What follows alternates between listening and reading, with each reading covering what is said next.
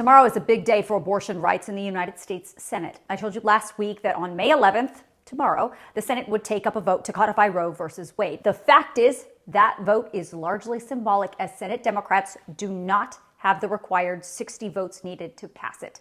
But regardless, it's worth understanding what bill they're actually voting on. So I'm going to tell you about it right now. It's called the Women's Health Protection Act. This bill has already passed the House back in September of 2021, but it's been revised since then and has been stalled in the Senate ever since. It does several things, including allowing abortions nationwide up to the point of viability, 23 or 24 weeks, which is allowed under Roe versus Wade and Planned Parenthood versus Casey. It would also eliminate most anti-abortion restrictions like biased counseling, ultrasound requirements, and waiting periods of 24 to 72 hours. The bill would not touch current restrictions on insurance coverage for abortion, like the Hyde Amendment that bans the use of federal funds for abortion care. It doesn't touch any of that stuff. But it also allows the Department of Justice, individuals, or abortion providers to bring lawsuits against violations of this particular bill, regardless of whether the restrictions were put in place before or after the bill becomes law. You guys know I love to talk about the math, so let's do it. This is the Women's Health Protection Act. It was passed in the House back in September. In the Senate, as I said, they need 60 votes.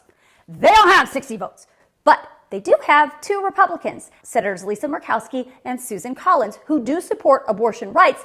They just don't support this bill. They actually have their own bill that would codify Roe versus Wade. We'll see what happens with that. Now, some of you may be thinking, well, can't Democrats do this by themselves? Yeah, they technically can under a totally different procedure. They would need 51 votes, but guess what? They don't have that either.